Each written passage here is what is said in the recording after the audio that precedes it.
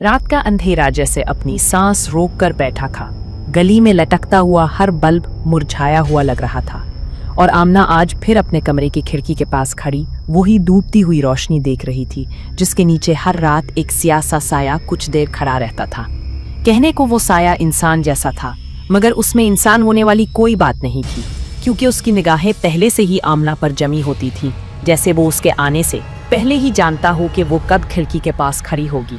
आमना को लगता था कि शायद ये वहम है, मगर हर गुजरती रात के साथ ये वहम हकीकत बनता जा रहा था। शुरू में सिर्फ आहटें थी, फिर सरगोशियां, फिर अजीब सी दस्तक, फिर उसके नाम की पुकार, और फिर वो दिन जब उसने पहली बार अपना नाम किसी अनदेखी आवाज में सुना। आमना, मैं यहाँ हूँ।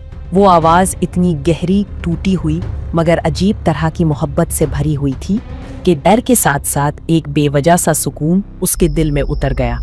आमना ने खिड़की बंद की और घूमकर कमरे में वापस आई, मगर दिल की धड़कन मुसलसल तेज हो रही थी, जैसे उसकी रूह किसी ऐसे साए से जा टकराई हो जिससे वो बरसों से वाकिफ थी।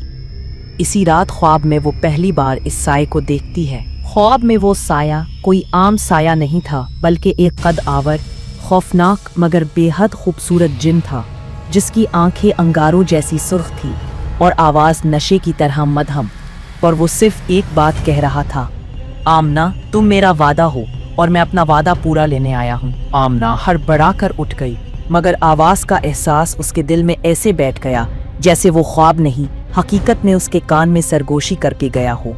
अगले दिन दादी फिर से वही बातें दोहराती हैं कि शाम के बाद छत पर मत जाना, रात के वक्त अपना साया मत देखना, ये मौसम सायों का नहीं रहता। वो पुरानी रिवायात थीं, मगर अब वो सब अजीब तरह से हकीकत लगने लगी थी। रात को जब वो आईने के सामने खड़ी हुई तो अचानक उसे लगा कि उसका साया कुछ लम्हों के लिए उसकी हरकत से पीछे रह गया है, जैसे साया किसी और दुनिया से वापस आने की कोशिश कर रहा हो। अगले ही लम्हे खिड़की पर दस्तक होती है। आमना, मैं हूँ, तुम्हारा आशिक। आमना का जिस्म कांप गया, मगर दिल धड़कने लगा, जैसे वो इस आवाज की मुंतजिर थी। तुम कौन हो? आमना ने हिम्मत करके पूछा। जवाब में वही दबंग, सर्द जज्बाती आवाज आई, मैं वो हूँ जिसने सदियों तुम्हारा इंतजार किया, तुम्हारा जिन, तुम्हारा महबूब, तुम्हारा साया। उसने जो आखिरी लफ्ज कहा, साया, में आमना के कदम बेख्तियार पीछे हुए। जिन ने पहली बार अपना चेहरा आमना के सामने जाहिर किया, मगर आईने में, खिड़की में नहीं। आईने में आमना को अपने पीछे एक लंबा, सियाह, धुआं बनता हुआ वजूद दिखाई दिया। आमना ने पलट कर देखा तो वहां कोई नहीं था, मगर आईने में वो जिन खड़ा मुस्कुरा रहा था। मैंने तुम्हें देखा है बचपन से, तुम तब भी मेरी थी, आज भी मेरी हो। ये कहकर जिन ने हाथ उठाया तो आईना हिलने लगा और आमना ने देखा कि उसका साया जिन की तरफ खींचने लगा है, जैसे कोई ताकत उसे अपनी तरफ घसीट रही हो। आमना खौफ से चीखी तो वो मंजर खत्म हो गया, मगर तब से उसका साया जैसे उसका कहना नहीं मानता था। वो कभी लंबा हो जाता, कभी छोटा, कभी जमीन से अलग सा नजर आता। एक रात खिड़की के बाहर वही साया खड़ा था, मगर आमना की चोटी में फिसलती हवा में अजीब खुशबू थी, जैसे किसी दूसरे जहान का लम्स। जिन अब उसके सामने जाहिर होने लगा था, कभी कमरे में, कभी सपनों में, कभी आईने में। एक रात वो आमना के बालों में उंगलियां फेरता है, जबकि आमना का जिस्म खौफ से जम जाता है। मैं तुमसे मोहब्बत करता हूँ, मगर मोहब्बत की कीमत होती है। आमना ने आंखें बंद करके पूछा, क्या कीमत? जिन खामोश रहा, फिर धीरे से कहा, तुम्हारा साया। आमना के जिस्म में जैसे किसी ने बर्फ रख दी। साया क्यों? जिन झुककर आमना के कान के करीब आया, उसकी गर्म सरगोशी पूरे जिस्म में गूंज गई। साया वो होता है जो रूह का रास्ता बताता है।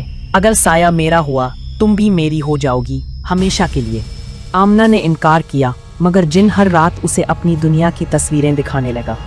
लाल दरवाजे, बेजान दरख्त, उड़ते साए, रोने वाले पत्थर और एक तख्त जिसके पास जगह खाली थी। ये तुम्हारे लिए है, जिन हर बार यही कहता। लेकिन फिर वो रात आई जो सब कुछ बदल गई। आमना सुबह उठती है और देखती है कि उसका साया उससे अलग होकर दीवार पर किसी और तरफ खड़ा हुआ है। वो उसके साथ नहीं था, वो उसकी हरकत से पीछे, आगे, उल्टा, अलग, जैसे उसका अपना कोई वजूद हो। फिर साया धीरे धीरे दीवार से उतरकर खिड़की के बाहर जाकर रुक जाता है और अचानक बाहर खड़ा वो जिन साया अपने हाथों में उठा लेता है। मैंने अपनी मोहब्बत की पहली निशानी ले ली है। अब तुम भी मेरी हो जाओगी। साया जिन के हाथों में स्याह धुएं की तरह पिघल रहा था और आमना का जिस्म दिन ब दिन हल्का पड़ने लगा।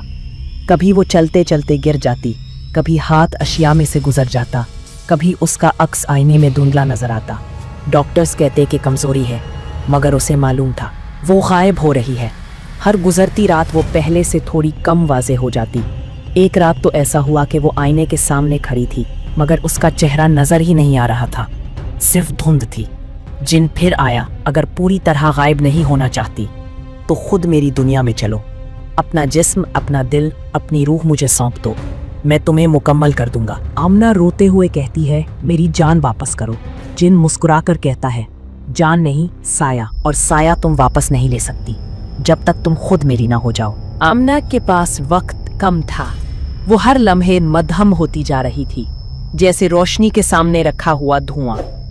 आखिरकार वो उस मकाम पर पहुंची जहां इंसान और साया के दरमियान का रिश्ता टूट जाए तो इंसान सिर्फ एक चलती हुई आहट बनकर रह जाता है। और वो ही हुआ। एक रात आमना उठती है, मगर फर्श पर चलते हुए पाँव की आवाज नहीं आती। वो आईने में देखती है तो उसकी तस्वीर नहीं, कोई धुआं सा, कोई परछाई सी, और फिर अचानक पीछे खड़ा जिन नजर आता है। वक्त खत्म हो गया आमना, अब तुम मेरे पास आओगी। वो हाथ बढ़ाता है और आमना महसूस करती है कि उसका वजूद जैसे टुकड़ों में बिखर रहा है। मगर जैसे ही वो उसे छूने वाला होता है, कहीं दूर से दादी की आवाज आती है, साया रब की अमानत होता है, कोई जिन उसे हमेशा के लिए नहीं रख सकता। जैसे ही ये अल्फाज गूंजते हैं, जिन की गिरफ्त कमजोर होने लगती है।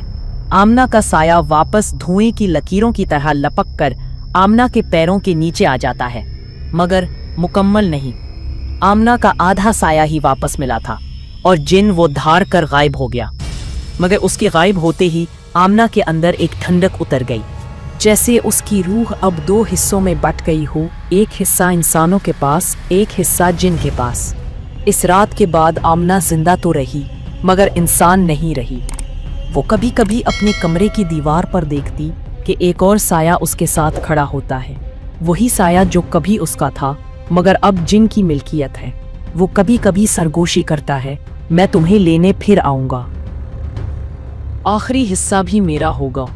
और आमना तब से हर रात अपने बिस्तर पर लेटी ये सोचती है कि जब वो आएगा तो क्या वो खुद को मुकम्मल बचा पाएगी, या आधी रह जाने वाली रूह किसी रोज मुकम्मल तौर पर उसके महबूब जिन के साथ सायों की दुनिया में खो जाएगी, जहां से वापसी कभी नहीं होती।